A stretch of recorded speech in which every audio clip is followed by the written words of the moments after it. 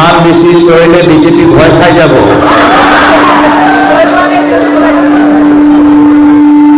আজি এই মঞ্চত উপস্থিত থকা আজিৰ সভাৰ সভাপতি, ব্লক কংগ্ৰেছ সভাপতি মহেন্দ্ৰ শইকীয়াদেৱ, জিলা কংগ্ৰেছ সভাপতি কোকেশ্বৰ বৰা ডাঙৰীয়া, প্ৰাক্তন মন্ত্ৰী ৰাজীৱ লোচন পেগু ডাঙৰীয়া, ইয়াত উপস্থিত প্ৰাক্তন বিধায়ক বুঢ়াগোহাঁই ডাঙৰীয়া, বিধায়িকা শিৱামণি বৰা ডাঙৰীয়ানী, ইয়াত উপস্থিত থকা আমাৰ অসম প্ৰদেশ কংগ্ৰেছ সমিতি সাধাৰণ সম্পাদক ৰামনা বৰুৱা ডাঙৰীয়া, সাধাৰণ সম্পাদক ডক্টৰ জয়প্ৰকাশ দাস ডাঙৰীয়া, সম্পাদক বিষ্ণু কমল পায়েং ডাঙৰীয়া, সম্পাদক মেঘনাথ চেত্ৰী ডাঙৰীয়া, জিলা কংগ্ৰেছৰ সাধাৰণ সম্পাদক বিদুমণি দত্ত ডাঙৰীয়া, ইয়াত উপস্থিত থকা আম আদমি পাৰ্টি সভাপতি বিকি পেগু ডাঙৰীয়া, ৰাইজৰ দলৰ সভাপতি বিষ্ণুপ্ৰসাদ দেউৰী ডাঙৰীয়া, অসম জাতীয় পৰিষদৰ শিশুধৰ দলৈ ডাঙৰীয়া, ইয়াত উপস্থিত থকা অমল পূজাৰী,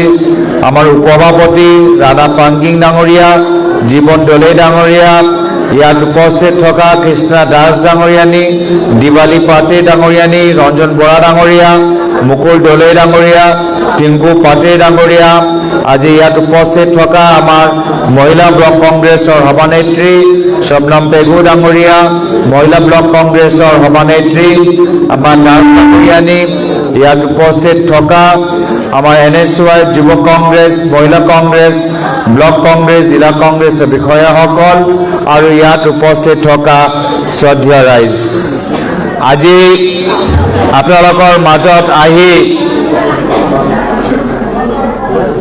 এনেকুৱা লাগিছে যে মই নিজৰ ঘৰলৈ আহিছোঁ। যেতিয়া এজন যুৱক বহুত বছৰ ঘৰৰ পৰা বাহিৰত থাকে, কামৰ কাৰণে বাহিৰলৈ যাবলৈ হয়, আৰু যেতিয়া উভতি আহে সেই গাঁৱৰ ভিতৰত যে পৰিৱেশ থাকে, আজি আপোনালোকৰ মাজত আহি এই তেনেকুৱা এটা পৰিৱেশ মই পাইছোঁ। আজি আপোনালোকে যি মৰম, যি শ্ৰদ্ধা আগবঢ়াইছে, মই তাৰ বাবে আন্তৰিক ধন্যবাদ জ্ঞাপন কৰিছোঁ। মোক আজি দিনত ক'লে যে 6 মাহ আগতে আমাৰ মাজুলী এটা পবিত্ৰ শিৱ মন্দিৰত ৰাইজে সেৱা কৰি প্ৰাৰ্থনা কৰিছিল যে কংগ্ৰেছ দলত যেতিয়া প্ৰাৰ্থী তালিকা ওলাব তেতিয়া যোৰহাট লোকসভাৰ সমষ্টিৰ পৰা মোৰ নাম ওলাব লাগে। আজি সেই পবিত্ৰ মহাদেৱৰ মন্দিৰৰ ওচৰত গৈ মই মাজুলীবাসী ৰাইজক ধন্যবাদ কৃতজ্ঞতা জ্ঞাপন কৰিছোঁ যে আজিৰ পৰা 6-7 মাহ আগতে আপোনালোকে যে মোক আদৰিবলৈ যে আৰম্ভ কৰিলে, মই তাৰ বাবে সঁচাকৈ কৃতজ্ঞ। আৰু মই কথা দিছোঁ যে আপোনালোকে মোৰ পৰা যিমান আশা কৰিছে ভৱিষ্যত তাতকৈ 2 গুণ বেছি মই কাম কৰি দেখাম। এতিয়া আমাৰ কাৰণে এটা গুৰুত্বপূৰ্ণ সময়, আহা 30 দিন, এই 30 দিন দিনে ৰাতি আমাক এক কৰিব লাগিব। বৰ্তমান চৰকাৰে হিতাধিকাৰীসকলৰ লগত আৰু বিভিন্ন তেওঁলোকৰ ধন বল বাহুবল লগত প্ৰশাসনিক তেওঁলোকৰ তাকত লগত আমালোকৰ দল নেতৃত্ব বিচাৰিছোঁ যে আমাৰ অসমৰ যুৱক যুৱতীসকল য'তে আছে, মাজুলীৰ ভিতৰতে হওক বা মাজুলীৰ বাহিৰত হওক, আহা 30 দিন এই যোৰহাট লোকসভা সমষ্টিৰ ভিতৰত আহি প্ৰত্যেক ঘৰত প্ৰত্যেক মানুহৰ ওচৰত গৈ ক'ব লাগিব যে যোৰহাট এবাৰ যুঁজিল আৰু যোৰহাট এবাৰ জিকিল। মই সংগঠনক যথেষ্ট সন্মান কৰোঁ আৰু সদায় মোৰ উদ্দেশ্য হয় যে কংগ্ৰেছ দলৰ সংগঠনটো আৰু শক্তিশালী হ'ব লাগে। তো সেইকাৰণে আমাৰ ব্লক কংগ্ৰেছ, মণ্ডল কংগ্ৰেছ, বুথ কমিটি, মহিলা কংগ্ৰেছ, যুৱ Congress, NSY, young brigade, SC cell, minority cell, SC cell সকলোকে মই অনাগত দিনত সক্ৰিয়ভাৱে আৰু নিজৰ মাজত সম্পৰ্ক কোঅৰ্ডিনেশ্যন আৰু বৃদ্ধি কৰিবলৈ মই আহ্বান জনাইছোঁ।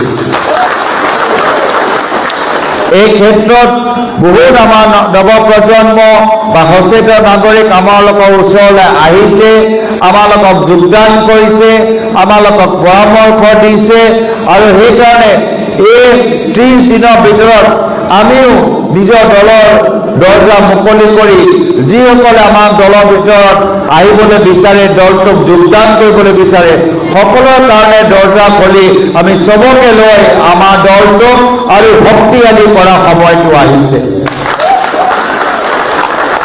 এই ক্ষেত্ৰত আমাৰ দল অকলে নহয়, আমাৰ দলৰ লগত ৰাইজৰ দল, দলৰ লগত জাতীয় পৰিষদ, দলৰ লগত আম আদমি পাৰ্টি দল আছে।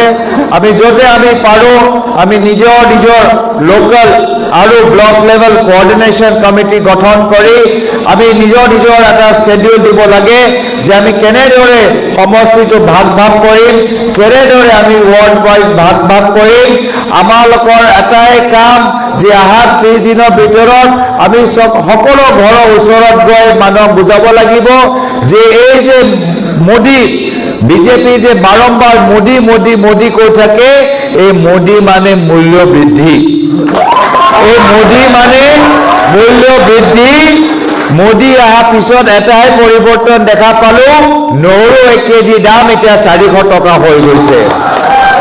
মোদী অহাৰ পিছত আমি পৰিৱৰ্তন দেখা পালো যে নিমখৰ দাম 20 টকা হৈ গৈছে, চাউলৰ দাম 50 টকা হৈ গৈছে আৰু গেছ চিলিণ্ডাৰ দাম 1000 টকা হৈ গৈছে।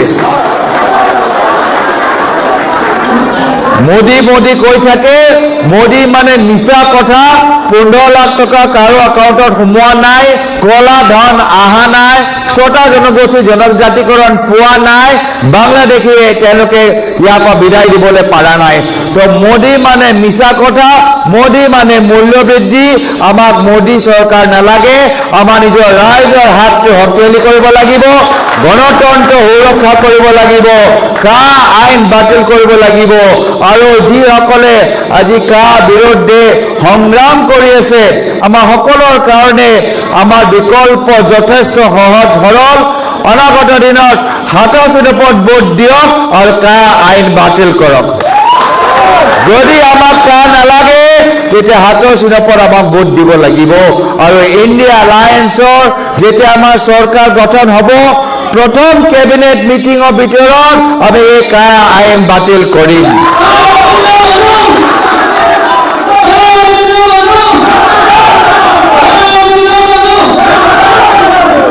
পাৰ্লামেণ্টৰ ভিতৰত আমি মাজুলী মানুহে কি বিচাৰে সেইখিনি কথা আমাক শুনি পাব লাগিব।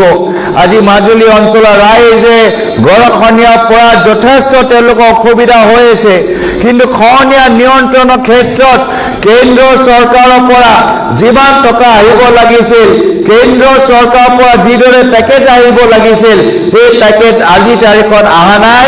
আমাৰ চৰকাৰ আহিলে কেন্দ্ৰ চৰকাৰৰ পৰা আমি গৰাখহনীয়া নিয়ন্ত্ৰণৰ কাৰণে মাজুলীৰ কাৰণে আজি বিশেষ পেকেজ আমি আনিম।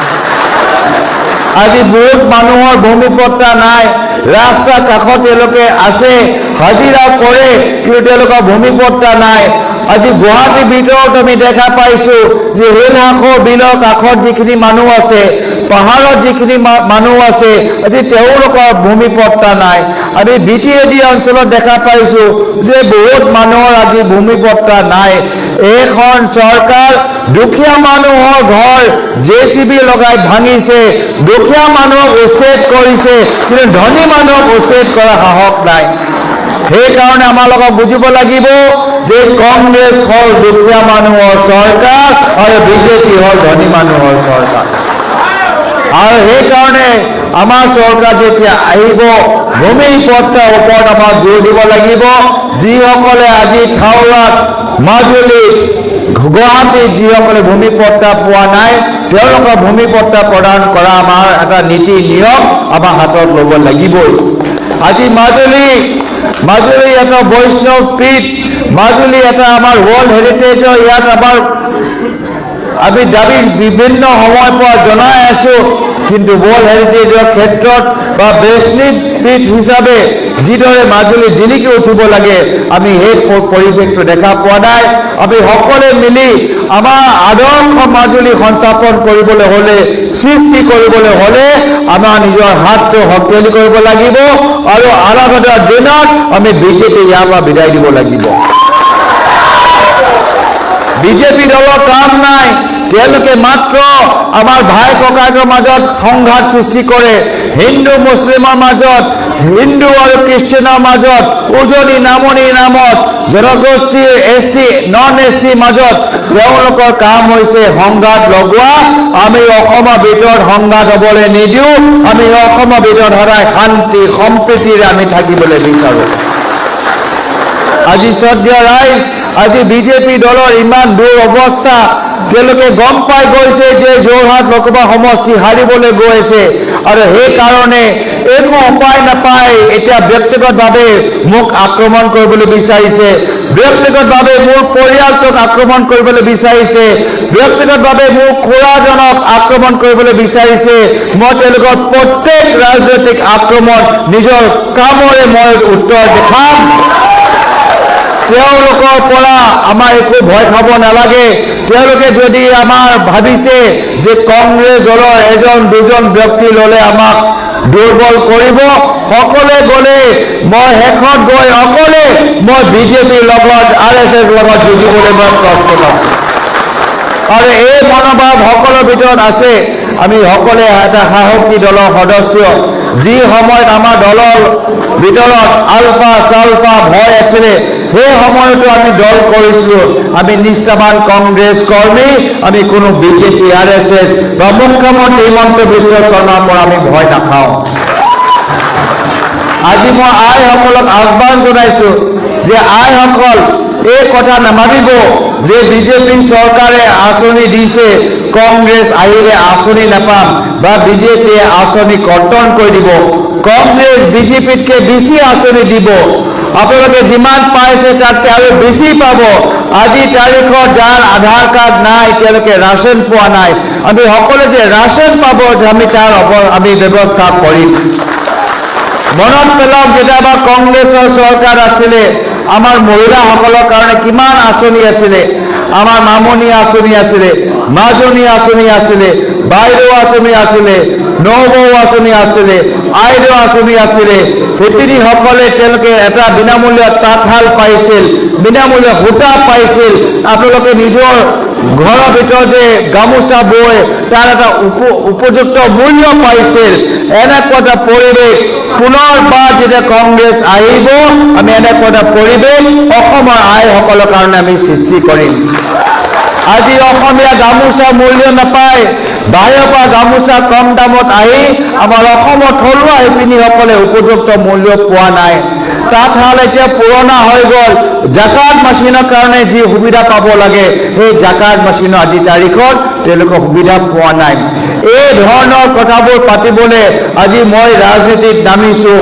মই ৰাজনীতিত নিজৰ নামত বাগান ল'বলৈ অহা নাই, মই ৰাজনীতিত নিজৰ নামত কোম্পানী খুলিবলৈ অহা নাই, মই ৰাজনীতিত নিজৰ নামত নিজি স্কুল খুলিবলৈ অহা নাই। মই ৰাজনীতিত অসমক আগুৱাই লৈ যাবলৈ আহিছোঁ, অসমত উন্নয়নৰ পথত আগুৱাই লৈ যাবলৈ বিচাৰিছোঁ। যি ৰাজনীতি মোৰ পিতৃ প্ৰাক্তন মুখ্যমন্ত্ৰী তৰুণদেৱে কৰিলে, সেই ৰাস্তাত মই আগবাঢ়ি আমাৰ অসমৰ ভিতৰত কংগ্ৰেছ চৰকাৰ পুনৰবাৰ গঠন কৰিবলৈ আহিছোঁ।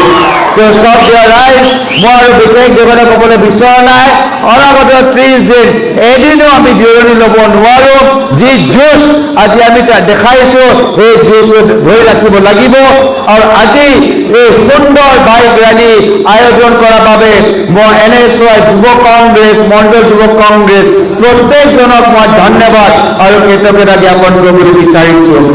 আজি এখন সভাত যে হাজাৰ হাজাৰ আইসকল যে ইয়াত উপস্থিত আছে, মই মহিলা কংগ্ৰেছক, ব্লক কংগ্ৰেছ, মণ্ডল কংগ্ৰেছক, বুথ কংগ্ৰেছক মই বিশেষভাৱে মই শুভেচ্ছা আৰু ধন্যবাদ জ্ঞাপন কৰিবলৈ বিচাৰিছোঁ। একেৰাহে যদি আমি কাম কৰি যাম, আপোনালোকে দেখা পাব যে এইবাৰ লোকসভা নিৰ্বাচনত মাজুলীৰ পৰা আমি কংগ্ৰেছ দলটোক লিড দিম। পঞ্চায়ত নিৰ্বাচন ভাল হ'ব। আজিৰ পৰা 2 বছৰ পিছত এই বিধানসভা নিৰ্বাচন আমি জিকিবলৈ গৈ আছোঁ যদি আমি এনেদৰে আমি কাম কৰি যাম। তো সত্য ৰাইজ, মই আৰু বিশেষ দীঘলে ক'বলৈ বিচৰা নাই। আজিৰ পৰা আকৌ মোক গুৱাহাটী যাবলৈ আছে, কিন্তু এই যোৱা 2 দিন যে আপোনালোকৰ মাজত থাকিলোঁ, মই বিভিন্ন সমষ্টি ইতিমধ্যে গৈছোঁ। সব সমষ্টিত এদিনকৈ মই সময় দিলোঁ, কিন্তু মাজুলীৰ লগত মোৰো এটা বিশেষ সম্পৰ্ক, আৰু সেইকাৰণে মাজুলীৰ ভিতৰত মই 2 দিন আপোনালোকৰ মাজত থাকিলোঁ। যোৱাকালি ৰাতি কোনো ৰিজৰ্টত নহয়, যোৱাকালি ৰাতি এজন কৰ্মী ঘৰত মই থাকি আমাৰ কৰ্মীসকলে যে কষ্ট কৰিছে, সেই কষ্ট বিনিময়ত মই শ্ৰদ্ধা জ্ঞাপন কৰিছোঁ। আকৌ আপোনালোকক মই আহিম, লগ পাম, আৰু যেতিয়া ভৱিষ্যতো আপোনালোকে চিন্তা কৰিব নালাগে, যেতিয়া আমি কংগ্ৰেছ দলটো জয়যুক্ত কৰিম, জয়যুক্ত হোৱাৰ পিছতো মই আকৌ আপোনালোকৰ মাজত আহি আমি দলটো আৰু শক্তিশালী কৰিম আৰু বিভিন্ন কামবোৰ আমি কৰিবলৈ আৰম্ভ কৰিম। আজি তাৰিখত এইখিনিয়ে কথা আপোনালোকৰ মাজত কৰিলোঁ, আৰু ইমান সুন্দৰভাৱে সভা আয়োজন কৰাৰ বাবে চবকে ধন্যবাদ, কৃতজ্ঞতা জ্ঞাপন কৰি আজিৰ তাৰিখত ইয়াতে নিজৰ সমূহ দুআষাৰ সামৰিছোঁ। ধন্যবাদ। জয় হিন্দ, জয় আই অসম।